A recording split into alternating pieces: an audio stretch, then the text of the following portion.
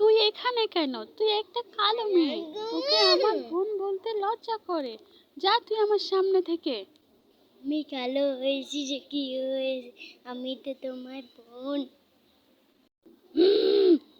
বেশি কথা না বলে যা এখান থেকে, আমার জন্য খাবার নিয়ে আয়।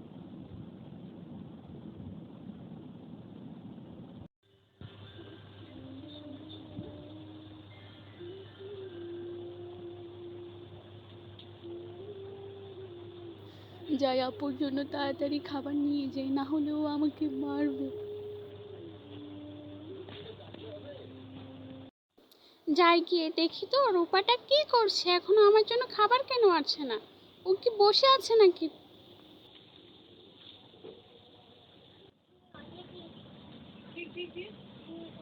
কিরে রূপা, তোর এখনো রান্না শেষ হয়নি? আমি কখন খাবো? অপেক্ষা কর আপু, খাবার তৈরি হয়ে গিয়েছে, এসো খেতে এসো এখন।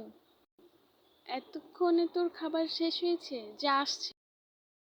আপু, এই নাও তোমার শরবতটা, রেখে চলে যা আমার সামনে থেকে।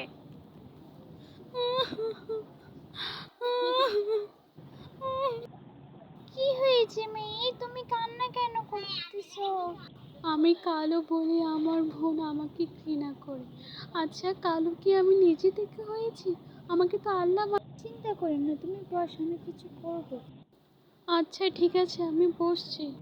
এই নাও, এই মোবাইলটা হচ্ছে জাদু মোবাইল, এটার সাহায্যে তুমি ফর্সা হতে পারো। ঠিক আছে, তাহলে আমি এখন আসছি। তুমি তোমাকে অনেক অনেক ধন্যবাদ। তুমি ভালো থেকো টিয়া পাখি।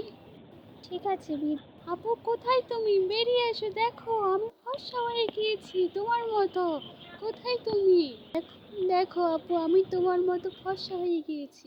এখন আমিও তোমার মতো। বাহ, তুই তো অনেক ফর্সা হয়ে গিয়েছিস। কিভাবে? আমাকে ক্ষমা করে দেবো না, আমি তোকে এতদিন ধরে কালো বলেছি, আমাকে ক্ষমা করে দে তুই। ওঠো আপু, ওঠো, আর ক্ষমা চাইতে হবে না, আমি কিছু মনে করিনি তোমার কথায়। আমি তোমাকে মাফ করে। আজকের পর থেকে আমরা দু বোন মিলেমিশে